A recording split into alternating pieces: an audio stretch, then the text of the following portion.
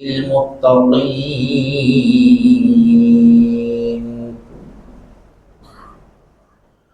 والصلاة والسلام على سيد الأنبياء والمرسلين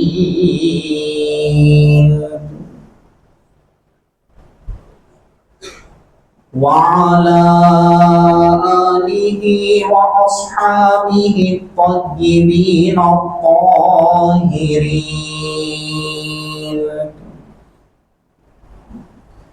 أشهد أن لا إله إلا الله وحده لا شريك له،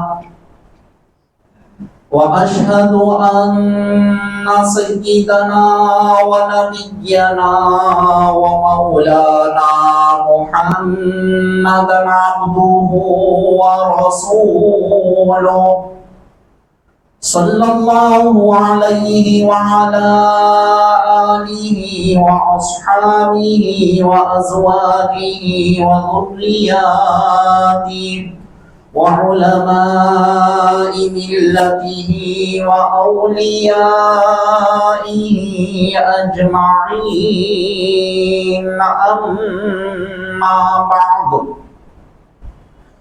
فأعوذ بالله من الشيطان الرجيم.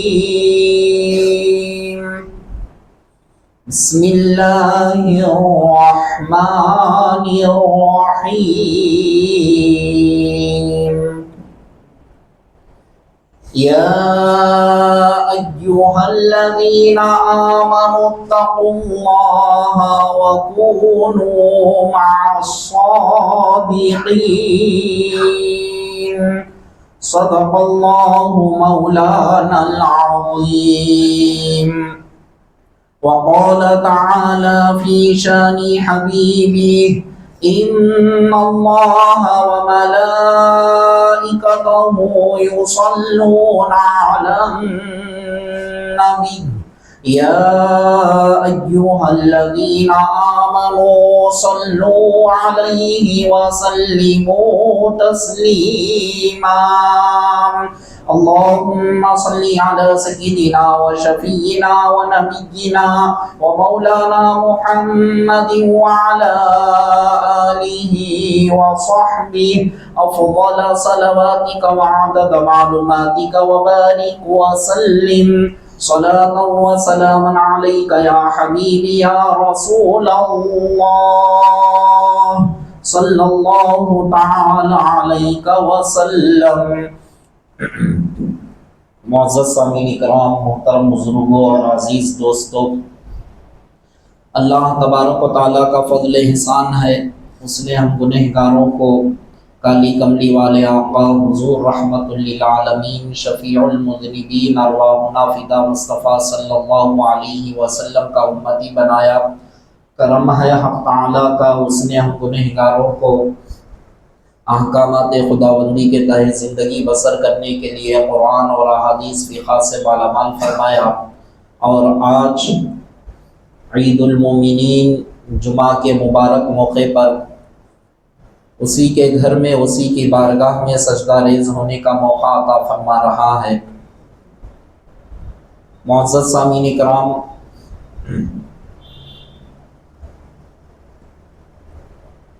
خطبہ مسنونہ کے بعد جس آیت مبارکہ کی میں نے تلاوت کا شرف حاصل کیا، اللہ جل جلالہ و عما نوالہ کلام ربانی کی اس آیت مقدسہ کے اندر ارشاد فرما رہا ہے: اے ایمان والو، اللہ تعالیٰ سے ڈرو اور سچوں کے ساتھ ہو جاؤ، نیک لوگوں کے ساتھ ہو جاؤ۔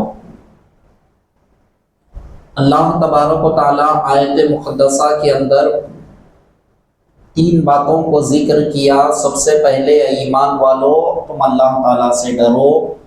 ایمان والوں سے کہا جا رہا ہے کہ تم اللہ تعالیٰ سے ڈرو۔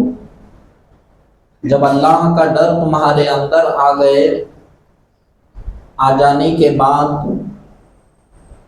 اب تمہارا کام یہ ہے اللہ تبارک و تعالیٰ کہ جو محبوبین بندے ہیں، سچے لوگ ہیں، وہ لوگوں کے ساتھ تم ہو جاؤ، یعنی ان کی سنگت اختیار کر لو، ان کی نشستوں کو اختیار کرو، ان کی صحبت میں رہو، ان کے علم کے فیض کو اپنے اندر لو، اور ان کا جو فیضان ہوتا ہے وہ فیضان لینے کے حقدار بنو، تاکہ ہر موڑ پر تم کو صحیح راستے پر تم گامزن رہ سکو گے۔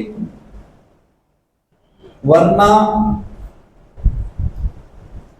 یہ کوئی بعید نہیں ہے کہ انسان اللہ تعالیٰ سے ڈرے گا، ڈرنے کے بعد تقوی پرہیزگاری اختیار کرے گا، سچوں کے ساتھ نہیں ہوگا تو بھٹکنے کے امکانات ہیں، بھٹک جائے گا۔ کیوں؟ راستہ دکھانے والے، راستہ چلانے والوں کے ساتھ اگر نہیں رہے گا، صرف بیٹھے بیٹھے اپنے ساتھ یہ سمجھ جائے گا کہ میں اللہ تعالیٰ کا ڈر میرے اندر ہے، ڈر پیدا کر لیا، اس کے بعد راستے کے اندر جو رکاوٹیں آئیں گی تو وہ رکاوٹوں کو کیسے حل کرنا پڑے گا، وہ رکاوٹوں کو کیسے آسانی کے ساتھ وہ رکاوٹوں سے حل کرتے ہوئے اپنی منزل کو پہنچنا پڑے گا، یہ ساری چیزیں اس کے لیے دشوار بن جائے گی۔ اسی لیے اللہ تعالیٰ ہمارے لیے، ہمارے ایمان کی سلامتی کے لیے اور ہم کو دنیا اور آخرت میں نجات ملنے کے لیے اللہ تبارک و تعالیٰ نے سچوں کے ساتھ رہنے کا اللہ نے حکم دیا۔ ظاہر سی بات ہے، انسان کے اندر جس کے ساتھ انسان ہوتا ہے اس کی عادتیں اس کے اندر آنے لگتی ہیں، خود بخود اس کی عادتیں وہ اپنانے لگتا ہے۔ ایک انسان اچھوں کے ساتھ رہ رہا ہے تو ظاہر سی بات ہے وہ صحبت کا اثر اس کے دل پر پڑتا ہے اور وہ اچھی طبیعت کا حامل ہو جاتا ہے، اور اچھی طبیعت اس کے اندر آنے لگتی ہے، نیک عادتیں اس کے اندر آنے لگتی ہیں، زہد و تقوی پیدا ہونے لگتا ہے، اللہ کا ڈر پیدا ہونے لگتا ہے، اللہ تعالیٰ کا خوف اس کے دل کے اندر آنے لگتا ہے، خود بخود اس کے اثرات اس کے اندر آنے لگتے ہیں۔ اور اگر وہ بروں کی صحبت میں رہے گا، چاہے یہ کتنا بھی اچھا ہو، ایک نہ ایک عادت اس کے اندر تبدیل ہونے لگے گی، اس کے اندر آنے لگے گی۔ اسی لیے بروں کی صحبتوں سے بچنے کا اللہ نے حکم دیا، سچوں کی صحبت اختیار کرنے کا اللہ نے حکم دیا۔ تو آج ہم انشاءاللہ تعالی ایک ایسے سچے جن کا نام خود صادق ہے، جعفر صادق، امام جعفر صادق رضی اللہ تعالیٰ عنہ، انشاءاللہ تعالی مختصر سا ان کا ہم تذکرہ کریں گے۔ چونکہ اس مہینے کے اندر 15 رجب المرجب کو آپ کے وصال مبارک کا دن ہے، اور 2-3 روایات اس قسم سے ملتے ہیں، لیکن اکثر علماء نے 15 رجب المرجب کو آپ کی وصال مبارک کی تاریخ کو بیان فرمائی ہے، اور آپ کی ولادت باسعادت اس مہینے کے اندر نہیں ہوئی۔ شوال المکرم کا ذکر کرتے ہیں 17، اور پھر اس کے اندر بھی 2-3 روایتیں ملتی ہیں۔ تو الغرض آپ کی ولادت کے تاریخ کے اندر، سن کے اندر بھی 2-3 روایتیں ملتی ہیں۔ بعضوں نے کہا کہ 80 ہجری میں آپ کی ولادت باسعادت ہوئی، بعضوں نے 81 کہا، بعضوں نے 83 کہا۔ تو الغرض آپ امام اعظم ابو حنیفہ رحمت اللہ علیہ سے 3 سال کے چھوٹے ہیں، لیکن پھر بعد میں آپ چھوٹے ہونے کے باوجود بھی علم کے اندر، زہد و تقوی کے اندر، وہ گھرانہ اہل بیت اطہار کا جو گھرانہ ہے وہ فیض آپ کو ایسے بانٹے کہ امام اعظم ابو حنیفہ رحمت اللہ علیہ 2 سال مکمل آپ کی صحبت میں رہے اور صحبت میں رہ کر آپ سے علم کو آپ نے سیکھا، اور علم کو سیکھنے کے بعد لوگوں نے آپ کے تعلق سے امام جعفر صادق رضی اللہ تعالیٰ عنہ کے کانوں میں بھی بہت ساری باتیں ڈال دی تھی۔ وہ بیان کرنے سے پہلے آپ کا خاندانی پس منظر مختصر آپ کے سامنے ذکر کر دو۔ آپ سیدنا امام حسین رضی اللہ تعالیٰ عنہ کے پڑ پوترے ہیں۔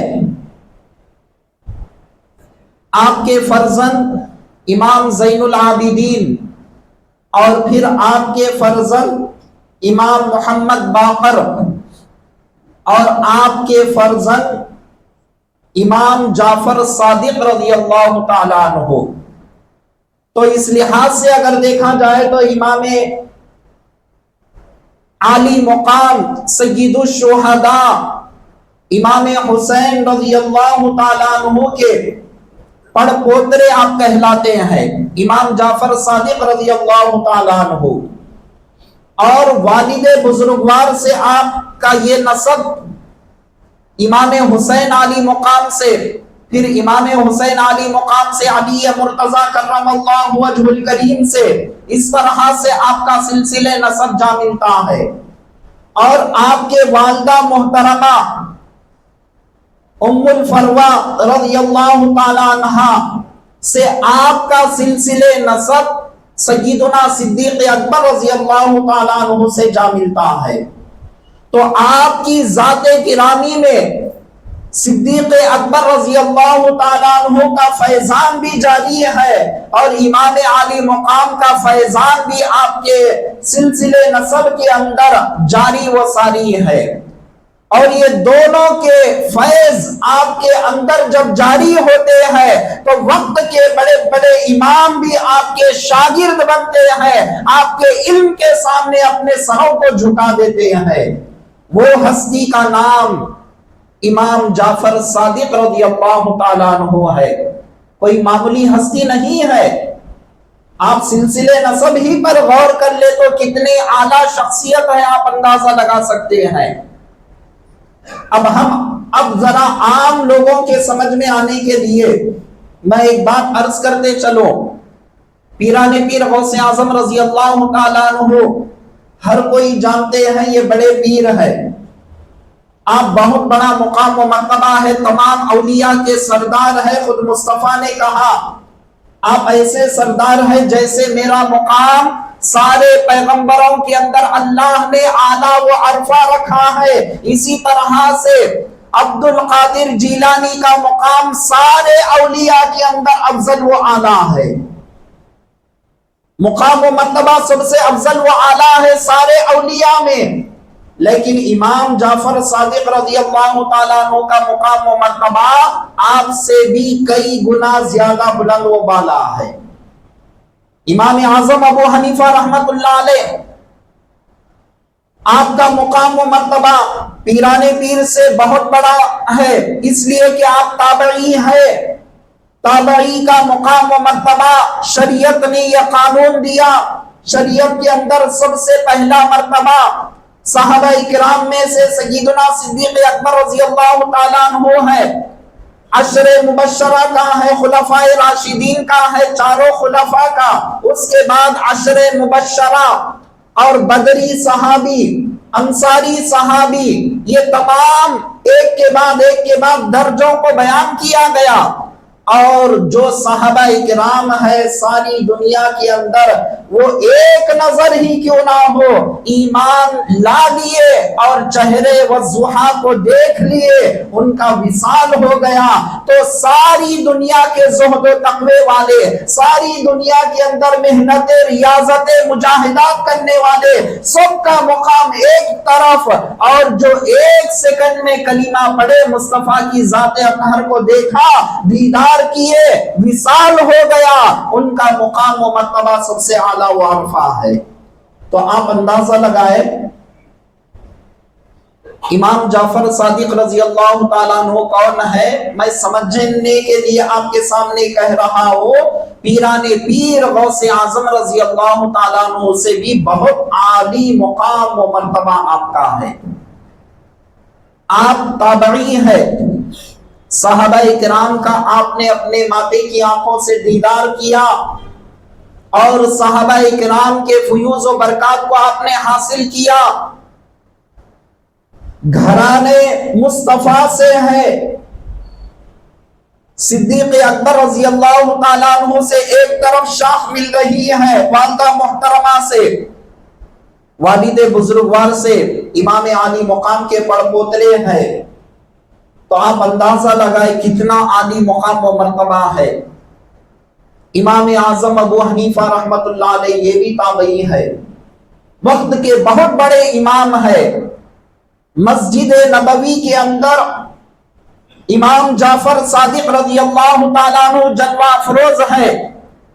نعمان بن ثابت رضی اللہ تعالیٰ عنہ امام اعظم ابو حنیفہ رحمت اللہ علیہ تشریف لاتے ہیں۔ لانے کے بعد امام جعفر صادق رضی اللہ تعالیٰ عنہ پوچھتے ہیں کیا تم نعمان بن ثابت ہو؟ عرض کرتے ہیں جی ہاں میں ہی نعمان بن ثابت ہوں۔ آپ کوفہ سے ہیں؟ عرض گزار ہوتے ہیں کہ ہاں میں کوفہ سے ہوں۔ اس کے بعد آپ بیان فرماتے ہیں لوگ آپ سے متعلق بہت ساری باتیں بیان کر رہے ہیں، آپ قرآن اور احادیث کو چھوڑ کر، میرے نانا کے فرمان کو چھوڑ کر آپ قیاس سے فتویٰ دیتے ہیں۔ آپ بیان فرماتے ہیں یا سیدی اگر میں قیاس سے فتویٰ دینا ہوتا تو کئی ایسے مسائل ہیں میں اپنے ذہن سے بیان کر دیتا۔ مثال کے طور پہ رمضان المبارک کے اندر جب روزے فرض ہیں ہر مسلمان عاقل اور بالغ پر، عورتوں کے ناپاکی کے دن جب آ جاتے ہیں تو جتنے روزے ان کے چھوٹ جاتے ہیں وہ رمضان المبارک کے بعد ان کی قضا ان کے لیے لازم ہے۔ آپ بیان فرماتے ہیں نماز فرض ہے، نماز جب فرض ہے تو نماز ان ایام کے اندر ان کے لیے معاف ہے، اس کی قضا کرنے کی ان کو ضرورت نہیں۔ اگر میں ذہن سے فتوے دیتا تو میں نمازوں کی قضا کا بھی حکم دے دیتا۔ بہرحال گفتگو ہونے لگی، بیٹھنے کے بعد ساری گفتگو ہونے کے بعد ایک ایک مسائل کو امام جعفر صادق رضی اللہ تعالیٰ عنہ کے کانوں کو لوگوں نے بھر چکے تھے کہ وہ اپنے قیاس سے فتویٰ دیتے، قرآن اور احادیث سے فتویٰ نہیں دیتے، من گھڑت باتیں۔ ظاہر سی بات ہے ہر انسان کا کچھ نہ کوئی زمانے میں چاہنے والے ہوتے ہیں، ان کے خلاف ورزی کرنے والے بھی ہوتے ہیں، ہر ایک کے پیچھے یہ لگے ہوئے رہتے ہیں۔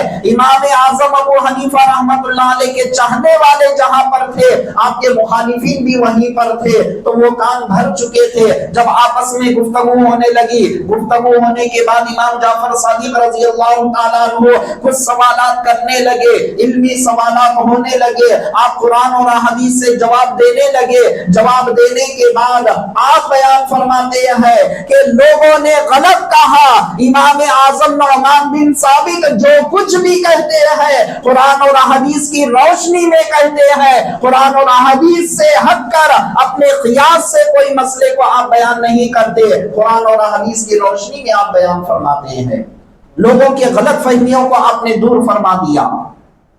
وہ امام جعفر صادق رضی اللہ تعالیٰ عنہ جن کی نیاز بھی اس مہینے کے اندر 22 رجب المرجب کو خاص طور پر کیا کرتے ہیں، اس سے متعلق بھی چند باتیں میں آپ حضرات کے گوشے گزار کروں گا، لیکن اس سے پہلے آپ کی شخصیت کیسی عالی شخصیت ہے ان کو بھی جب ہم جان لیتے ہیں ہمارے دل کے اندر آپ کی عظمت پیدا ہونے لگتی ہے۔ امام جعفر صادق رضی اللہ تعالیٰ عنہ کون ہے؟ جب ہم نام لیتے ہیں آپ کی شخصیت کا مقام و مرتبہ ہمارے دل میں معلوم جب ہوگا تو آپ کی عظمت، آپ کی تعظیم، آپ سے محبت ہمارے دل میں پیدا ہوگی۔ جب آپ سے محبت کرنا کیا ہے یہ ہمارے لیے حکم ہے، اہل بیت اطہار سے محبت کرو، یہ تمہارے لیے عین ایمان ہے، ایمان کی اساس ہے، ایمان کی بنیاد ہے، ایمان کی جڑ ہے، ان سے محبت کرنا عین ایمان ہے،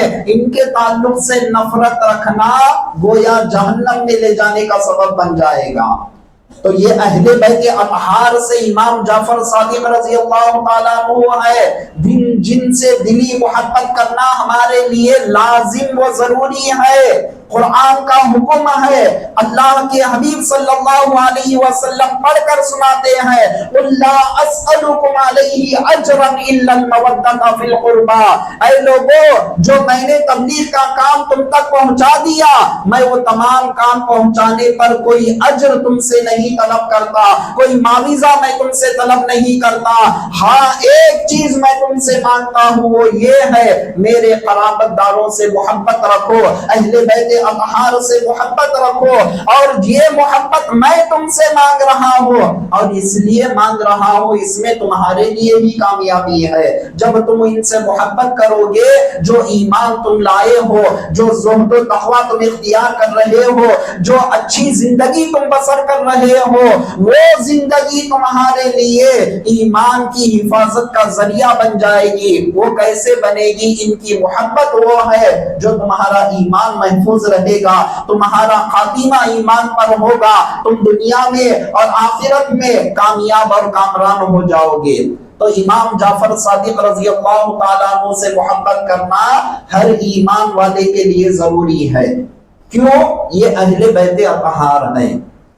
معزز سامعین کرام، سیدنا امام جعفر صادق رضی اللہ تعالیٰ عنہ وہ ہستی ہے، ایک مرتبہ وقت کے بہت بڑے عالم دین آپ کے پاس آتے ہیں، داؤد طائی رحمت اللہ علیہ، آ کر عرض کرتے ہیں آپ خاندان نبوت کے چشم و چراغ ہے، اہل بیت اطہار سے ہے، آپ میرے لیے کچھ نصیحت فرمائے، میرا دل سیاہ ہو چکا ہے، میرا دل کالا ہو چکا ہے، کچھ نصیحت فرما دے۔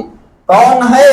وقت کے بہت بڑے امام، علامۃ الدہر، علم کے رکھنے والے، دل کیسے کالا ہوتا ہے اس کی خبر رکھنے والے، دل کو کیسے پاک کیا جائے اس کا علم رکھنے والے، سب کچھ رکھنے کے باوجود آپ آ کر عرض گزار ہوتے ہیں۔ کیوں؟ وجہ کیا ہے؟ وہ جانتے ہیں ان کا مقام و مرتبہ اعلیٰ و عرفہ ہے، اس لیے کہ یہ مصطفیٰ کے گھرانے والے ہیں، ان کی زبان مبارک سے اگر میرے لیے کچھ نصیحت مل جائے تو وہ میرے دل پر اثر کر جائے اور میں اس پر عمل کروں تو میں وہ دنیا اور آخرت میں وہ نجات کا ذریعہ مجھے بن جائے۔ وہ ان کا سب کچھ رکھنے کے باوجود بھی ان کے ذہنوں میں یہ تھا، وہ ہم کو یہ تعلیم دے رہے ہیں۔ امام جعفر صادق رضی اللہ تعالیٰ عنہ سننے کے بعد خاموش ہو گئے، پھر اس کے بعد دوبارہ کہنے لگے آپ اہل بیت اطہار سے ہے، کچھ نصیحت فرما دیجئے، میرا دل سیاہ ہو چکا ہے۔ آپ دوسری مرتبہ یہ بیان فرماتے ہیں تم تو تقوی و پرہیزگاری اختیار کرنے والے ہو۔ اس کے بعد آپ بیان فرماتے ہیں خوف خدا دیکھے امام جعفر صادق رضی اللہ تعالیٰ عنہ کا بیان فرماتے ہیں میں خود میری حالت کو دیکھ کر میں گھبراتا ہوں۔ آپ بیان فرماتے بروز محشر میرے نانا جان محمد الرسول اللہ صلی اللہ علیہ وسلم مجھے بلا کر یہ پوچھے کہ میرے مشن کو تم نے کہاں تک اپنایا، کہاں تک اس پر عمل پیرا ہوئے، تو میں کیا جواب دوں گا، کیا میں صورت دکھاؤں گا؟ اللہ اکبر عزیزان محترم، ایسے وقت کے بہت بڑے امام، نہ زہد و تقوی کی کمی ہے، نہ ایمان کی کمی ہے، ان کے نقش قدم پر چلنے والوں کے لیے گارنٹی کی ضمانت ہے، قرآن اور حدیث کہہ رہا ہے، لیکن اللہ کا ڈر، اللہ کا خوف، خوف خدا آپ کے اندر کتنا ہے، کتنی عجز و انکساری ہے، کتنا زہد و تقوی ہے۔ آپ یہ بیان فرما رہے ہیں محمد الرسول اللہ صلی اللہ علیہ وسلم بلا کر مجھے کہے تو میں کیا جواب دوں گا؟ اللہ اکبر، کوئی چیز کی کمی نہیں تھی، آپ کا زہد و تقوی ایسا تھا، خوف خدا کا یہ عالم، زہد و تقوی کا عالم دیکھے معزز سامعین کرام، امام مالک رحمت اللہ علیہ جن کی مزار شریف بھی جنت البقیع کے اندر ہے، آپ وہاں پر مدفن ہے، وقت کے حدیث کے بہت بڑے امام، فقہ کے بہت بڑے امام، اتنے بڑے امام ہے، آپ بیان فرماتے ہیں میں امام جعفر صادق رضی اللہ تعالیٰ عنہ کی صحبت میں جب کبھی بھی جاتا تینوں حالتوں سے ہٹ کر میں نہیں پاتا۔ وہ تین حالتیں کیا ہے آپ بیان فرماتے ہیں، جب بھی میں انہیں دیکھتا تو یا تو نماز کی حالت میں دیکھتا، یا اللہ کا کلام پڑھتے ہوئے قرآن کریم کی تلاوت کرتے ہوئے میں دیکھتا، یا پھر میں ان کو روزے سے میں ان کو پاتا۔ یہ تینوں حالتوں سے ہٹ کر چوتھی حالت میں انہیں نہیں پایا۔ کیا پتا چلا معزز سامعین کرام؟ آپ کی زندگی کا یہ مشغلہ تھا، آپ کی زندگی کے اندر آپ نے ہر ہمیشہ اللہ کی عبادت میں آپ نے اپنے آپ کو لگا دیا، یا تو اللہ کے کلام کو پڑھنے میں، یا نوافل کی کثرت کرنے میں، یا پھر آپ روزے رہتے ہوئے۔ وقت کے بہت بڑے امام مالک رحمت اللہ علیہ بیان فرما رہے ہیں یہ تینوں حالتوں میں سے کوئی نہ کوئی حالت میں آپ کو پاتا، کبھی قرآن پڑھتے ہوئے، روزہ رکھتے ہوئے، اللہ کی بارگاہ میں سجدہ ریز ہوتے ہوئے، ایسی حالت میں انہیں پاتا۔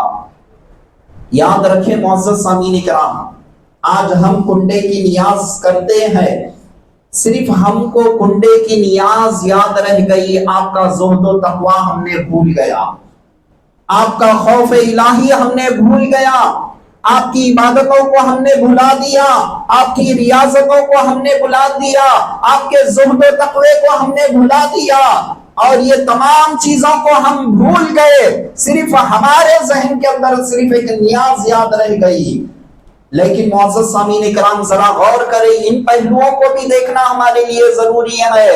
آپ کی شخصیت سے ہم کو محبت کرنا ضروری ہے، آپ کے نقش قدم پر چلنا ہمارے لیے ضروری ہے۔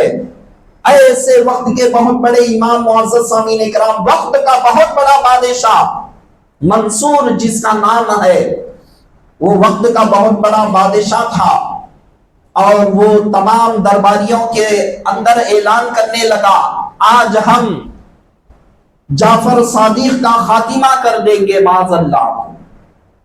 درباریوں نے اسے سمجھایا کیا کام تو کر رہا ہے، کسی کے عام الفاظ میں میں کہوں کسی کے نام و نشان میں وہ نہیں آتے، زہد و تقوی اختیار کرتے، تنہائی اختیار کرتے، اللہ کا ذکر و اذکار کے اندر آپ مصروف رہتے، ایسی شخصیت کو تو قتل کرنا چاہ رہا ہے، کیوں کرنا چاہ رہا ہے، مت کر ایسے کام۔ لیکن وہ کہنے لگا کہ نہیں، میں کسی بھی صورت میں انہیں قتل کر دوں گا، اور کہنے لگا کہ ان کو حکم دیا جائے کہ وہ میرے دربار میں آئے، اور دربار میں آنے کے بعد کہنے لگا کہ اے درباریوں سنو، میں وزیروں سے کہنے لگا میں اپنی ٹوپی نکال کر جیسا میں بازو میں رکھ دوں گا، تم سمجھ جانا کہ اب قتل کرنے کا انہیں حکم مل چکا ہے، ان کے کام کو تمام کر دینا۔ معاذ اللہ اس طرح سے ناپاک ارادے سے بلانے لگا۔ امام جعفر صادق رضی اللہ تعالیٰ عنہ جیسا ہی محل میں داخل ہوتے ہیں، منصور نامی بادشاہ اپنے تخت سے اٹھ گیا۔ اب تک کیا کہنے لگا، جیسا ہی میں ٹوپی نکالوں گا تو ان کو قتل کر دینا، کہنے لگا جیسا ہی امام داخل ہو رہے ہیں وہ اس طرح سے اپنی کرسی سے، اپنے مسند سے اٹھ گیا، اٹھ کر احترام کرتے ہوئے انہیں اپنے مقام پر بٹھاتا ہے، اور بٹھانے کے بعد کہنے لگتا ہے بڑی منتوں کے ساتھ، محبتوں کو ظاہر کرتے ہوئے کہنے لگتا ہے آپ کی کچھ خواہش ہے تو کہے میں پوری کر دوں گا۔ آپ بیان فرماتے ہیں اے منصور آئندہ تو مجھے یہاں پر مت بلا، ہم اللہ کی یاد میں رہنے والے، اللہ کو یاد کرنے والے، تو ہم کو ڈسٹرب مت کر، آئندہ تو مت بلا، بس یہی ہے اور کچھ نہیں چاہیے تجھ سے۔ کہنے کے بعد، بات چیت ہونے کے بعد امام جعفر صادق رضی اللہ تعالیٰ عنہ وہاں سے تشریف لے گئے۔ لے جانے کے بعد معزز سامعین کرام درباری پوچھنے لگے ماجرا کیا ہے؟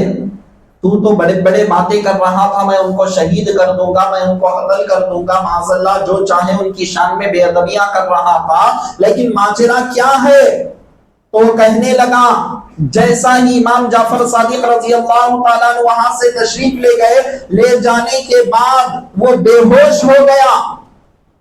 دو روایتیں یہاں پر ملتی ہیں، وہ ایسا بے ہوش ہوا کہ 3 دن تک بے ہوش تھا، اور ایک روایت میں یہاں ملتا ہے 2 یا 3 نمازوں کے وقت تک وہ بے ہوش تھا۔ اس کے بعد جیسا ہی بہرحال ہوش آیا، ہوش آنے کے بعد درباریوں نے سوال کیا، بڑے بڑے باتیں کر رہا تھا، جیسا ہی وہ تشریف لاتے ہی اپنی مسند کو تو نے چھوڑ دیا، استقبال کیا، اچھا احترام کیا، محبت بھری باتیں کرنے لگا، اب پتہ ماجرا کیا ہے؟ تو وہ کہنے لگتا ہے، کیا دیکھ رہے ہیں؟ کیا تم نے وہ منظر نہیں دیکھا؟ امام جعفر صادق رضی اللہ تعالیٰ عنہ جیسا ہی میرے محل کے اندر تشریف لا رہے تھے، ایک بہت بڑا اژدہا اپنے منہ کو کھولا ہوا تھا، اس کا نیچے کا جبڑا میرے محل کے نیچے تھا، اور اس کا اوپر کا جبڑا میرے محل کے اوپر تھا۔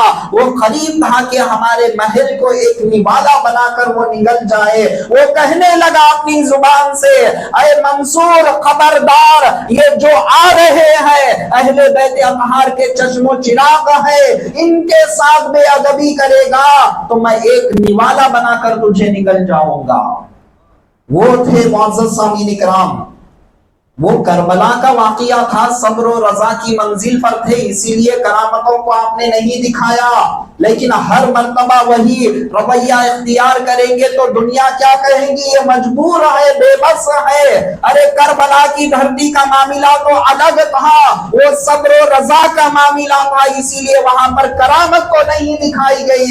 یہ امام جعفر صادق رضی اللہ تعالیٰ عنہ سے جو کرامتیں صادر ہو رہے ہیں، اللہ تبارک و تعالیٰ نے وہ پاور، وہ اختیار انہیں عطا فرمایا تاکہ آپ لوگوں کے سامنے یہ دکھا کر ان کو معلوم ہو کہ ایسے پاور والے ہوتے ہیں خاندان نبوت کے چشم و چراغوں کے اندر اللہ تعالیٰ ایسا کمال عطا فرماتا ہے۔ 3 دن تک بے ہوش تھا، یا پھر نمازوں کے 3 نمازوں کے وقت تک بے ہوش تھا، ایسی حالت اس کی ہونے لگی۔ اب آئیے معزز سامعین کرام، ذرا مختصر میں آپ حضرات کے سامنے چند باتیں رکھ دیتا ہوں۔ اسی مہینے کی 22 تاریخ کو رجب کے کنڈوں کی نیاز کرتے ہیں۔ آپ دیکھیں معزز سامعین کرام، ایصال ثواب جو ہوتا ہے اسلام کے اندر وہ بالکل جائز ہے۔ آپ کسی بھی بزرگان دین کے نام سے فاتحہ خوانی کر رہے ہیں، اللہ کا کلام پڑھ رہے ہیں، جو بھی جائز طریقے ہیں وہ جائز طریقوں کے ذریعے سے ایصال ثواب آپ پہنچا رہے ہیں، یہ بالکل اسلام کے اندر اجازت ہے، اس میں کوئی ممانعت نہیں ہے۔ اب خاص طور پر یہ جو کرتے ہیں کنڈے کی نیاز کے نام سے، آخر اس کا پس منظر کیا ہے؟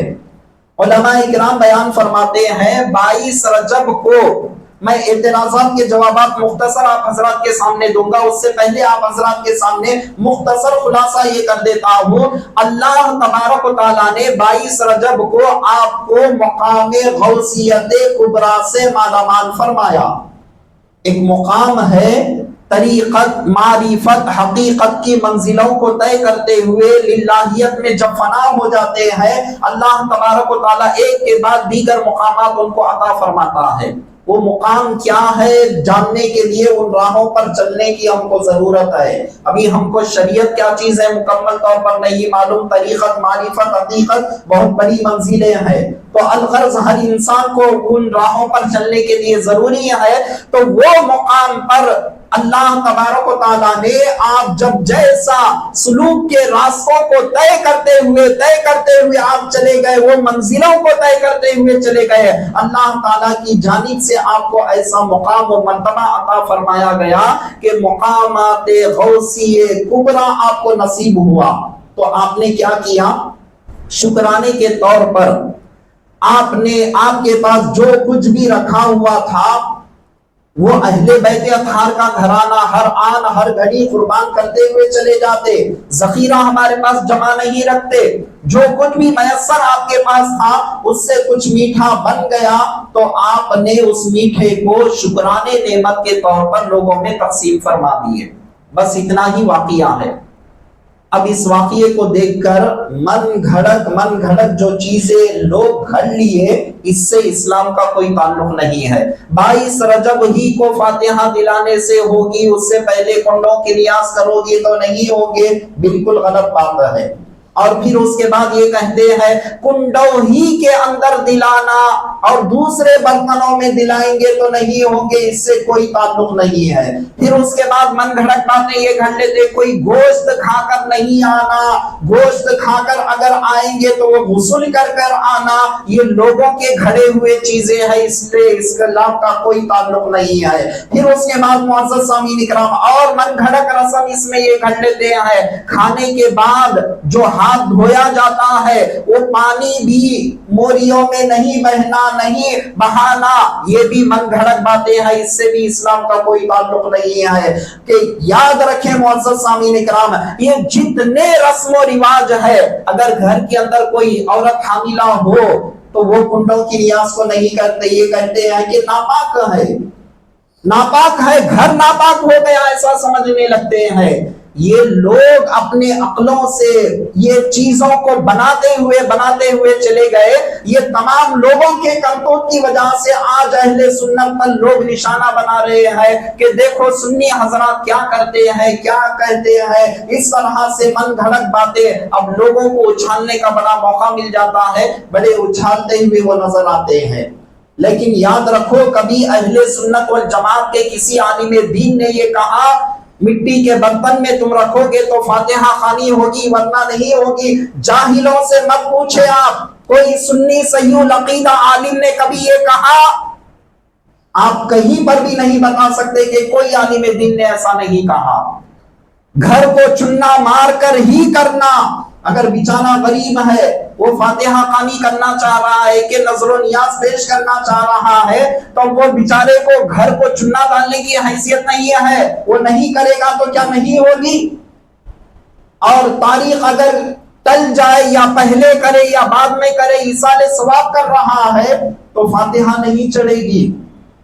اللہ اکبر، کیسے کیسے من گھڑت چیزیں اس میں گھڑ چکے ہیں، اس سے اسلام کا کوئی تعلق نہیں ہے۔ یاد رکھے فاتحہ خوانی کرنے کا مقصد یہی تھا کہ آپ شکرانے نعمت کے طور پر لوگوں میں تقسیم فرمائے، تو ہم چاہنے والے آپ کے ہمارے امام کو اتنا اعلیٰ مقام اللہ نے دیا ہے، اسی خوشی میں لوگوں کے درمیان میں میٹھے کو کھلاتے ہیں۔ جو آج کل کے جو کھیر پوری جو ہوتے ہیں، میں سمجھتا ہوں امام جعفر صادق رضی اللہ تعالیٰ عنہ آج کل کے شیپ کے جو ہوتے ہیں وہ آپ نے دیکھا بھی نہیں ہوگا۔ یہ یاد رکھے معزز سامعین کرام، جو حلال چیز ہے، جو شریعت کے اندر جو ممانعت نہیں ہے، جو شریعت نے حکم دیا اس حد تک کرے، اس سے ہٹ کر مت کرے۔ اس سے ہٹ کر یہ لازم سمجھ جانا، ضروری سمجھ جانا، اسلام کے اندر کوئی، اسلام نے اگر لازم و ضروری نہیں کہا تو ہم اور آپ کون ہوتے ہیں یہ لازم و ضرور کہنے والے؟ اور پھر اس کے بعد دیکھیں عصر کے درمیان میں ختم ہو جانا، عصر کے درمیان ختم ہو جانا، عصر کے بعد ختم ہوگی تو پھر نہیں، ایسا نہیں چلے گا۔ اور فاتحہ کے اندر بھی آپ دیکھیں سورج نکلنے سے پہلے فاتحہ ہو جانا۔ اللہ اکبر، کیسے کیسے رسم و رواج گھڑ چکے ہیں معزز سامعین کرام۔ یاد رکھیے اللہ نے مال و دولت دیا، ان بزرگان دین کے نام سے ایصال ثواب جتنا ہو سکے کرے، اور یہ ایصال ثواب کا فائدہ کیا ہوگا بروز محشر اللہ کی بارگاہ میں جب ہم نذرانے پیش کرتے جائیں گے مولا کی بارگاہ میں، وہ ہستیاں یہ کہے مولا یہ دنیا میں میرا ایک دیوانہ تھا، ایک پاگل تھا، میرا نذرانے عقیدت پیش کرتا تھا، آج یہ جہنم میں کیسا مولا، رحم فرما دے مولا۔ ذرا مولا کی بارگاہ میں وہ عرض کر دے تو وہ نکلے ہوئے الفاظ ہماری نجات کا ذریعہ بن جاتے ہیں۔ یہ ہوتے ہیں بزرگان دین کی بارگاہ میں عقیدت پیش کرنے کا سب سے بڑا فائدہ یہ ہوتا ہے، ایمان پر خاتمہ ایسا ہوتا ہے، مرتے وقت شیطان آ کر جو بہکاتا ہے تو جن کی بارگاہ میں ہم نذرانے عقیدت پیش کرتے جا رہے ہیں وہ ہم کو محروم نہیں رکھیں گے، اس وقت میں ہم کو شیطان کے جو فریب ہوتے ہیں ان کا فیض ایسا جاری ہو جائے گا زبان سے کلمہ طیب نکلے گا، ایمان پر خاتمہ نصیب ہوگا۔ اور اہل بیت سے محبت کرنے والوں کے لیے حدیث پاک میں ہے وہ دنیا سے لا یخرج من الدنیا الا بالایمان، وہ دنیا سے نہیں جائے گا لیکن ایمان کی حالت سے دنیا سے وہ جاتا ہے۔ بس مختصر وقت ہو چکا ہے، مختصر چند باتیں آپ حضرات کے سامنے میں نے گوشے گزار کیا، پھر اللہ نے موقع دیا تو پھر اس کے بعد اور کچھ وضاحتیں آپ کے سامنے آپ کی زندگی مبارک سے متعلق آپ کے سامنے بیان کیا جائے گا۔ رب کی بارگاہ میں دعا ہے کہ پروردگار عالم سیدنا امام جعفر صادق رضی اللہ تعالیٰ عنہ کے علمی روحی فیضان سے ہم سب کو مالا مال فرما۔